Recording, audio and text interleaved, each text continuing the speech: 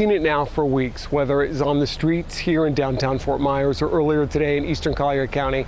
People asking each other, their fellow Southwest Floridians, to see things differently, to not do things the way we've always done them, talk about them in the same way we've always talked about it, to see one another differently.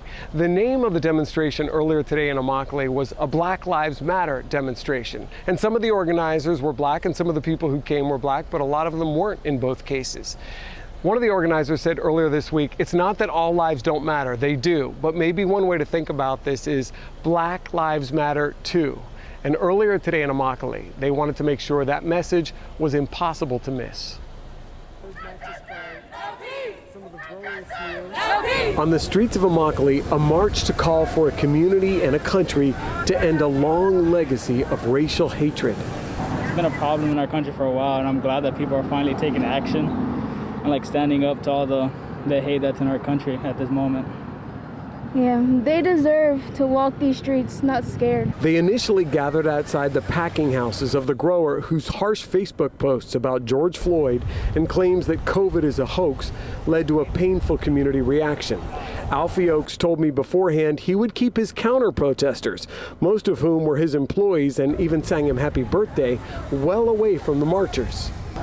Back here on our property because we don't want anyone yelling at each other. But just minutes after deputies moved the marchers to a quiet spot further down the block, Alfie Oakes himself led his group right up to the marchers, where his employees tried to out-chant them with words of support for Oakes. You could see it even in the protest. He made this all about himself, and a lot of the media has made it about him as well, and we don't want it to be about him. What they say it is about is being human, whether you're in Immokalee, in Minneapolis, or anywhere in between.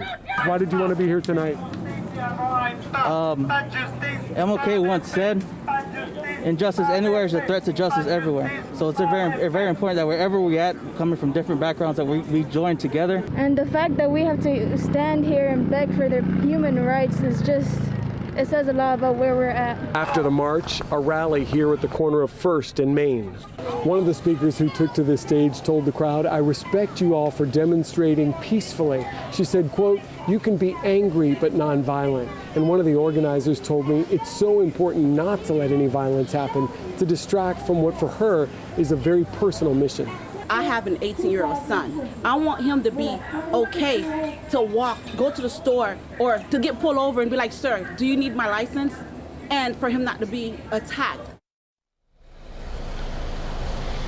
Now, she, like a lot of black parents I've heard from in covering this story specifically, but you've heard over the years, said something to me that resonated that I've heard before. Her son's about to go to university next year, and this is a big anxiety moment for her because she feels like he's going to be on his own, and she and the other adults in his life are not going to be able to tell him, it might not be fair, but don't take this risk, don't put yourself in this situation.